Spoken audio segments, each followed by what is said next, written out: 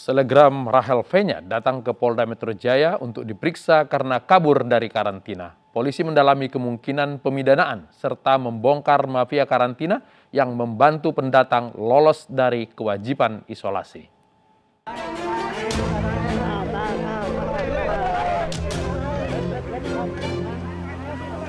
Rachel V-nya tiba di Mapolda Metro Jaya siang tadi.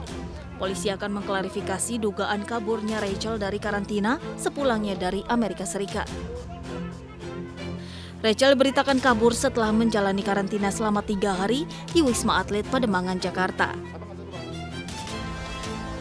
Selain Rachel, kekasih Rachel Salim Noderer dan manajernya Maulida Hairunisa juga turut dalam pemeriksaan hari ini. Rachel V-nya yang akrab disapa Bunda dibantu pihak TNI untuk kabur dari karantina. Akibatnya pada Kamis 14 Oktober 2021, oknum anggota TNI berinisial FS dinonaktifkan dari jabatannya sebagai anggota Satgas COVID-19. Yang bersangkutan sudah dinonaktifkan untuk dikembalikan ke satuan. 1 orang oknum. Namun apabila nanti ada keterlibatan yang lain, ya nanti akan kita sesuaikan dengan proses hukum yang ada. Sebelum dimintai keterangan resmi oleh polisi, nyatanya Rachel telah memberikan pernyataannya terlebih dahulu dalam salah satu podcast di media sosial. Dalam podcast tersebut, ia mengatakan tidak pernah menjalani karantina di Wisma Atlet Pademangan. Tidak karantina sama sekali di Wisma Atlet, jadi aku tidak minta sekamar juga, karena emang kenyataannya aku tidak karantina sama sekali.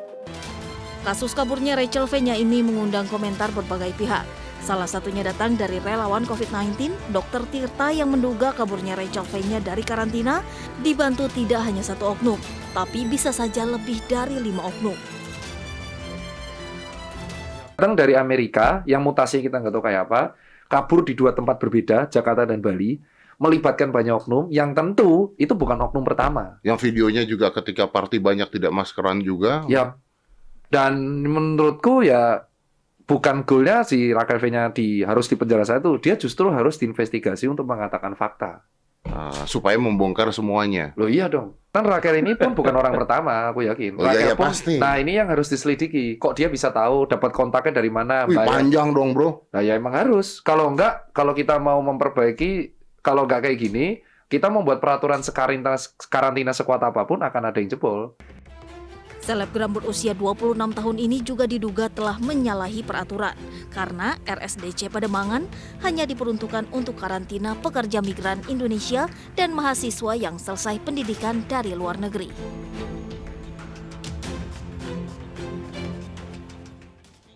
Meski mengalami penurunan drastis, sejumlah negara tetap mewaspadai gelombang ketiga. Ikatan Dokter Indonesia mengingatkan warga agar tidak euforia dengan penurunan jumlah kasus dengan berkegiatan seperti biasa.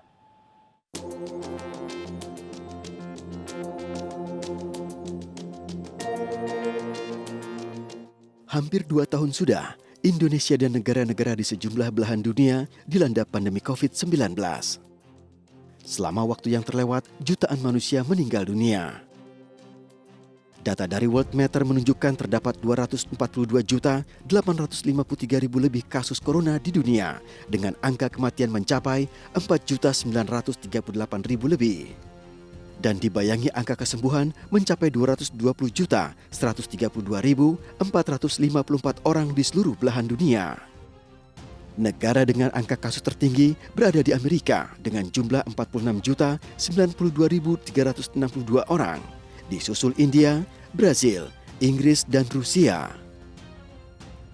Sementara Indonesia menempati posisi ke-14 dengan total kasus sebesar 4.237.201. Data-data kasus COVID tersebut berpotensi dinamis, menyusul kekhawatiran akan terjadinya gelombang ketiga yang akan menerpa sejumlah negara. Indonesia yang kini berhasil dalam penanganan COVID-19 dibayang-bayangi ancaman gelombang ketiga yang diprediksi akan terjadi pada pasca musim libur tahun baru. Dalam setiap periode libur ini terjadi kenaikan kasus mulai dari kenaikan yang tidak begitu signifikan hingga kenaikan pada first wave dan second wave. Tidak dapat terelakkan bahwa periode libur hari raya berdampak signifikan pada mobilitas penduduk dan aktivitas sosial ekonomi. Dan kegiatan inilah yang berpotensi meningkatkan penularan COVID-19 apabila tidak dibarengi dengan disiplin protokol kesehatan.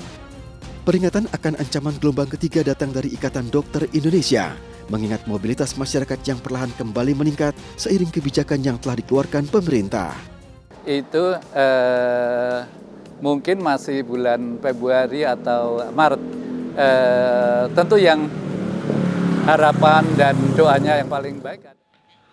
Langkah Miss World dari Malaysia mengklaim batik sebagai budaya Malaysia mendapat protes dari netizen Indonesia. Kami segera kembali.